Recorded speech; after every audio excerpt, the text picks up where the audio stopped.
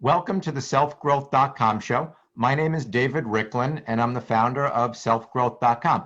Today, we'll be discussing how to cope with the addiction of a loved one. To help us understand this topic, I'm excited to interview Candace Plattor. Make sure to listen closely. We're going to be sharing a lot of information today. Before we get started, I want to take a couple of minutes and share some information about Candace. Candace Plattor is an addictions therapist in a private practice where she specializes in working with the family and other loved ones of people who are struggling with addiction in her unique and signature family addiction therapy program. As a former addict with over 33 years clean and sober, Candace learned that overcoming addiction is a family condition. Everyone in the family is affected by addiction, and everyone needs to heal. For more than 3 decades, she's been helping both addicts and their loved ones understand the dysfunctional behaviors and make healthier life choices. The results Candace achieves have been astounding. Addicts stop using and families regain their lives from the ravages of addiction. Not only has her success led to a waiting list of clients, but she is sought after leader. She's a sought after leader in the field of addictions. As the developer of the Plattor method of family addiction therapy, Candace now works with her team of top counselors, helping families and addicts break the cycle of addiction. And I'd like to just give out her website because she's going to be offering some free things, including a free chapter of her book, Loving an Addict, Loving Yourself. And I want you to just jot this down, take a minute. It's lovewithboundaries.com. So write that down, www.lovewithboundaries.com. All right, Candace, welcome to our show. Thank you, David. Hello, everyone. It's great to be here. All right, this is a very important topic in lieu of what's going on in the world right now. I know addiction's become even a greater issue, and family issues. There's a lot of things going on in the world that make this a particularly important issue right now. So I'm going to jump right in. First question, how do you know if someone you love is an addict? Yeah, that's a really good thing to know. So there are some characteristics that that can show you that somebody you love may be having trouble with addiction. And you know what? I just want to say for people listening that I use the word addict, and sometimes people feel like that's a label and it's not a good thing to do that. I just want to say that for me, when I reached the bottom with my own addiction, I became addicted when I was diagnosed with Crohn's disease a long, long time ago. And that was a disease that the doctors didn't really know anything about at that Right. point. And so they didn't really know what to do for me. So they gave me a lot of addictive medications. Addiction wasn't on the radar Right. at that point. So they gave me benzodiazepines, Valium, and oxys and OxyContin and different Right. opioids like codeine. And I became very addicted and used those drugs for about 15 years and then reached the bottom that I reached and reached out for help. But when I did reach out for help and realized that I was an addict, for me, that label was so important because it really helped me understand what was happening for me and what I could do about it. Right. So when I use the word addict, it's just easier than saying somebody who has an addiction all the time. And so I mean no disrespect to anybody, and I just really wanted to say that. So the characteristics, I will give you a few of those. I will also say that there's a little bit of a problem. There's kind of a twofold problem with these, because any of these, if you take them in isolation, can point to other things other than addiction. But if you put them together in tandem, really addiction is on the radar when that happens. So the first thing would be mood swings. If somebody's suddenly not behaving like themselves and they're getting angry and they're explosive, or they're becoming very isolative and secretive, you know, something really different, and it's blindsiding you, right? It's not who you expected. Another one is if they start having friendships with different kinds of people, people that maybe you're not too happy about. Right. If somebody's in school, their grades start to slip, priorities change.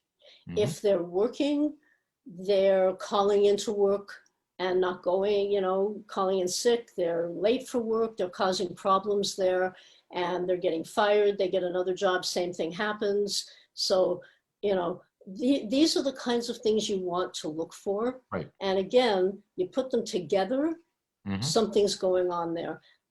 The other problem with this though is that for loved ones, they don't often want to think that somebody they love is addicted. They don't want to think that that's what's happening. So they tend to have a little bit of denial around that Hmm. until it gets really bad. But if we can nip this in the bud, no pun intended with weed, but if we can nip it early and get the person help, get you some help, things can change just miraculously. All right. Well, it's good to know. And relative to some of the things you're saying here, so it's clear really mood swings and big changes of behavior. Those are two Yep. things. And I could see both of those independently, but brought together, they absolutely will point to a significant issue for sure. Yes. And we need to keep our eyes open to that, especially now with so much addiction going on. A lot of people think of addiction in terms of the problems for the person who has the addictions, but we both know, in addition to the person who has these issues, this tremendously impacts the person's circle, their family, for example. Tremendous impact. What happens? What do you typically see that happens to the family of an addict? Yeah, and it depends on where they are on this continuum. But if somebody's just starting off with this, if there's a family that's just realizing that, oh, something's different here, excuse me, um, then you know they they start doing things that they shouldn't be doing. They're doing things like giving money to Hmm. the addict when they know Right. where that money's going to go. They're saying yes when they shouldn't be saying yes. If it's been going on for a while, then there's an awful lot of frustration. There's anger. There's Hmm. you know the loved ones just don't know what to do. They Right. feel hopeless and helpless. It's been going on for so long. And David, there's the fact that there's so little help out there for the family members, the loved ones of the addicts. That's a travesty. There's so much help for the addict. Right. There's so little help for the people who love them. And that's one of the reasons why I dedicated my professional life to Hmm. helping the families, because very few people are. That makes sense. And people immediately see the addict because it's clear they have an issue, they're suffering. You see it openly, where a lot of times family members or their friends, they're hiding, and it's impacting them in many cases substantially, but it's in the background. It's still not the core focus of how we even think as a society. Yeah. Well, we don't want to think it. Right. That's one of the reasons we don't Hmm. think it. But the spotlight has always been on the addict, Hmm. right? All the attention goes to the addict. All the treatment facilities are for the addict, Hmm. right? And for every one addict, you've got like 10 or 20 people who are effective. You got mothers and fathers and sisters and brothers and cousins and grandparents and et cetera, Sure. et cetera. Yep. Yeah, Makes sense. So one of the things you started talking about is a lot of times the family members will start doing things they shouldn't do, or yeah. friends for that matter. And one would be someone lose their job, they need money. They're going to send their money on something to feed their addiction. So how do family members and friends stop doing things that are just kind of feeding into this addictive behavior? It's a tricky one because the loved ones of addicts almost always are people who are kind of conflict avoidant. They don't like conflict. Most people don't, but they really don't. And they'll do basically anything to keep the peace and make things okay. So when the addict comes to them and says, I need money, give me $20, they say yes. they know they shouldn't say yes. And so in order to stop doing those kinds of, sometimes they let them live in the family home and they use all night and they sleep all day. And when they get angry, they punch holes in the walls, and they're allowed to get away with that, you know, because they don't, the family members don't know how to cope with it. That's really what's happening, understandably. So generally what the loved ones need is some help from people who know how to help them, who can hold their hand through this, because what they need to do is they need to set and maintain, that's really important, healthy, self-respecting boundaries. And that's a critical thing. It's something that the loved ones don't know how to do until they're taught how to do that. Right. The main thing that loved ones need to understand, I think, is that enabling keeps the addiction going. And an enabled addict doesn't recover. I mean, why should they? They've got everything being done for them. So an enabled addict doesn't recover. It's not a loving act ever to enable an addict. If you want your addict to recover, you need to learn how you need to recover from enabling behaviors and people pleasing and that kind of thing, and go a little deeper. One of the things that struck me when you were talking is the concept of boundaries. And the reason I want to mention that is it's difficult for people to place boundaries on someone who isn't an addict, just in general. You know, it's hard to place boundaries just on people in your life. And when I say people in your life, this could be a friend, it could be someone you're romantic with, an intimate relationship, it could be at work, it could be your boss asking for something. I think conceptually for most people, it's difficult to say no. We've been kind of conditioned to say yes from when we were little kids, do what mommy said, or do what daddy said, or do what the teacher tells you. We're conditioned to do what we're asked to do in many cases, and we haven't really learned how to say no. With a few examples, there's a few exceptions to that rule where we're told certain things that are clear boundaries, like don't let someone do this to you. But as a general rule, for a lot of people, it's really hard to set boundaries. So in a situation where you see someone that's in pain, asking, because these people are typically in some sort of pain, it makes it even harder because you feel like you're causing them, by not helping them, you're causing them more immediate pain. Which in some cases it feels that way and it looks that way, but what you're doing by satisfying the short-term pain is creating this extended pain. Yeah, that's right. You know, I see pain. There are two kinds of pain. There's the pain that goes on and on and on and on and on and on, right? And then there's the kind of pain where, you know, it hurts. It hurts to say no to somebody that's in pain. It hurts to do those kinds of things. It's uncomfortable, but there's a light at the end of the tunnel if you do the things that you need to do to stop the situation. We need to love our addicts enough to do what's right for them, even if it's uncomfortable for us. We need to love them enough to do what they need us to do. Because an addict isn't going to come to you and say, please set some healthy boundaries for me. Right. You know, I mean, that's not going to happen. So we need to understand, I'm a loved one of addicts as well, and we need to understand that in order to really, one of the reasons it's so hard also for people to set boundaries, the loved ones believe that they have somehow caused the addiction. There's so much shame, so much guilt, right? And they believe that they've caused this. They haven't caused this. I don't care what they've done or what they haven't done. The addict is making choices to continue the addiction.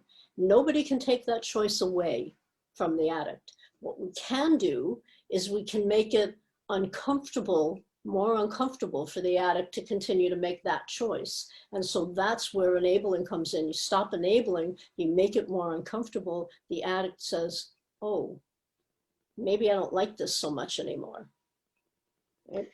But the loved ones have not caused it. And if there are loved ones out there listening to me, please try to believe me. You haven't caused it. What you are potentially doing, though, is you're contributing to it continuing Right. by doing the enabling behaviors. All right. Can you give out your website one more time? Because your book and your website, we're talking about boundaries. So give Yeah. out your can you give out your website one more time and explain what you're giving away? That's the free chapter of your book, and talk a little bit about that, and people can get Yeah. more information to go a little deeper on that. Yeah. Yeah. Because the one thing that I want to say too is that addiction is a symptom. It's only a symptom. And I don't mean to minimize it, but it's only a symptom of what's underneath it. And until we get underneath it, Mm-hmm. the addiction continues, the enabling continues. So you need to maybe be working with somebody who knows how to help this whole situation. So my website is lovewithboundaries.com. And my book is called Loving an Addict, Loving Yourself. It's the top 10 survival tips for loving someone with an addiction. And what you will get today is a free chapter, the first chapter of the book, which will give you a lot of information about addiction that you might not have read anywhere else before. Yeah. If anybody of any of this resonates with you, you have someone with addiction issues in your life, make sure you go to the website and download, at least start with that, download, see what she's doing. We're going to get a little bit more in some of the other services and what you do. But right now I want to get a little bit more detail about some of the issues. So Okay. one of the questions that people ask, if you have someone who has an addiction in your life, can you ever really live a good life if you have with an addict in your life? Oh, absolutely. Absolutely. But it takes a little bit of work. It takes a little bit of finding out about yourself first.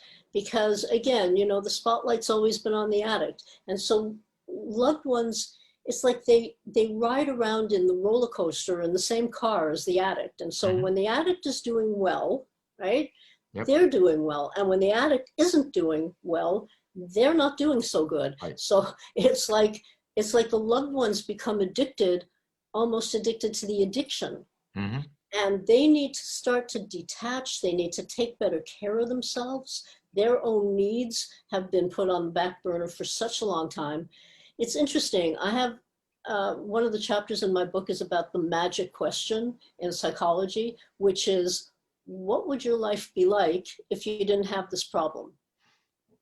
And most people that I ask, they say, oh, it would be wonderful. It would be so good. I can't wait. And then there are others who are maybe a little more honest, Uh-huh. who say, I'm not sure I'd know what to do with myself Right. because I don't have a life outside of this. And that has to change. So when that starts to change, when you start to pull back and the addict notices you pulling back, again, that's a choice point for the addict of, oh, do I want to continue this? I'm not getting the same kind of attention I was before. Mm-hmm. Or do I maybe want to change something? Right. That makes sense. So one of the terms you always hear that I've always heard about an addict is an addict has to reach the bottom before they Yeah. get help. That Yeah. they're not really going to do anything. They're not going to take action until they reach the bottom. Why do people always talk about an addict having to reach the bottom? Can Yeah. anyone really get over an addiction? What's that whole Yeah. concept about? Okay. Well, there are people in the world, I don't quite understand them because I'm an addict, but there are people in the world who can just stop drinking or they can just stop using drugs and they don't have a problem with it. And I think that's fantastic and good for you. Most people, that's not what's going to happen. Most people need to get to a place where their lives are so out of control, so not enjoyable, so difficult Mm-hmm. that that's when they reach out for help. So Right. if an addict is continually being rescued, they're not going to want to really change much. Right. We need to come to a place, I know I did, and I think it's true for most, that we need to come to a place of, I don't want to do this anymore. I'm done. So, but a bottom is different for different people. Mine was pretty low. Some people's isn't that low and some are lower than what mine was. So not all addicts have to reach a very, very low bottom. I guess the lowest would be that they decide they want to kill themselves. Most addicts don't do that. But the bottom, it's a continuum, and the importance of it is that the addict gets to a place of saying, I don't want this anymore. And we can help the addict get there. There are ways to help the addict get there. Well, it also sounds that there's a lot of behaviors that we do that keep the addict from getting there. And we're we need to pampering stop. them, we're satisfying their needs, we're basically rewarding them in many For cases, bad I would behavior. imagine, right? Yeah. For Yeah. their behavior. So Right. when we stop doing that, that's when they reach that bottom and say, I want help. I really do want help. Mm-hmm. Yeah. So I know in your book, Loving an Addict, Loving Yourself, you have top 10 survival tips. Yep. For people that have been addict. Can you share, what are the 3 most important tips that loved ones need to be aware of? So let's give a couple of key things. Okay. So I think all of the 10 tips are really important. That's why I have them in there. But there are 3 that I like the best. And for every tip, I have a quote from somebody else. So the first tip is you cannot control or fix another person, so stop trying. So that's tip number 3. And the quote is my favorite quote. It's from Robert Heinlein. He was a science fiction writer. He wrote Stranger in a Strange Land and some other things. And he said, never try to teach a pig to sing. It wastes your time and it annoys the pig. I know the quote. Yep. Yeah. So we can't make the addict do anything. What we can do is make them uncomfortable enough to want to change. Mm-hmm. So that's the first one. The next one would be learning the difference between helping and enabling, because they're 2 really different things. Enabling keeps the addiction going. Helping behaviors stop it. And the third one is that it's know that self-care does not equal selfish, because a lot of people get those confused. Well, if I put my own needs first, then I'm being selfish. Right? That's not the case. If you give and give and give without filling yourself up first, you're going to be so depleted. Right. That doesn't have to happen, and it shouldn't happen. The situation with an addict changes dramatically when loved ones start taking care of themselves. It's amazing. That makes sense. Well, there's a reason on flights, when you're on an airline, the sign says put on your own mask first. Put on your own mask first. Otherwise, and it's so tempting, especially for mothers of newborns, or you're traveling with somebody who's sick and can't do it themselves, right, and you want to do it for them. But if you do it for them before you do it for yourself, you're going to be on the floor of the airplane, right, dead. Yep. Not able to help anybody. Yep. So. Yep. Absolutely. So those are all very, very powerful. And the first one that you mentioned in terms of trying to fix people, I always tell people, my thought was always, one of the hardest things in the world is to change yourself. The only thing harder is to change somebody else. It's much harder, and you spend way more energy trying to do it, and it never works. Right. Yep. Yeah. So let's talk a little bit about just addiction in general. Why do people go down this path to addiction? Are people born with it? Do they develop a coping mechanism? Why is there so much? And the numbers of people that are addicted to different substances are staggering. Yeah. In terms of, and we've been seeing it in the news, and the numbers are staggering, the impact on society. So what's causing all this addiction? Yeah, and what we don't see in the news very often are the people who are addicted to behaviors and not substances. They're addicted to shopping and spending money, or gambling, or gaming, where they don't get any sleep because they're gaming all night. Yeah, and porn, or those kinds of things. And we don't have that on the news, but people's lives are being just destroyed by this. So I don't think that we come into this world addicted unless our mothers were using while we were in the womb. Mm-hmm. Then we do. We come into the world addicted. Most people don't. And the scientists, even now, after all these years, they're not sure if there's really a genetic predisposition. They think there is. I think there probably is because I see addiction running in families all the time. Right. And sometimes it skips a generation and sometimes it skips siblings. One child will decide to become an addict, or they don't decide to become an addict. They use something, they become an addict, and they decide to continue that. Right. And the other says, I'm never ever going to have a drink, because they see what's happening in their families. We live what we learn. So, you know, but not everybody who came from an addicted home is going to be addicted, is going to make that choice. And some of us who came from addicted homes, like me, we make a choice to get better. So in essence, you're saying, yeah, there might be a genetic component, we're not 100% sure, but addiction is really, at the end of the day, it's a choice. Yeah. Is what you're saying. And How's that? you, And I'm thinking in terms of society, there's so many things that are addicting. We've seen it, whether it be the medications that we're giving by doctors that are addicting, or even social media with the dopamine that people are addicted to. How is it possible that it's a choice when these things are so destructive and pull you in? Well, that's a really good question. And, you know, the way I look at it is a little bit controversial. But as an addict myself, what I know for sure is that we're making choices every nanosecond of our lives. And even when when we decide not to make a choice about something, we're still making a choice to not make a choice. I mean, it's just all about choice. So there's a medical model that's attached to addiction where people think it's a disease. They're told it's a disease. They're told they're powerless over the disease. Right. And they're told that relapse is a normal, natural part of recovery. I don't buy that. I didn't relapse. You don't have to relapse. You can go deeper and do the work. And so what happens with people is that they are I don't think anybody decides one day, gee, I think I'll be an addict. That'll be fun, you know. In fact, most people who become addicted think they're very special and they'll never get addicted. The other guy's going to get addicted, but they can handle it. So it's not that anybody's making a choice to be an addict.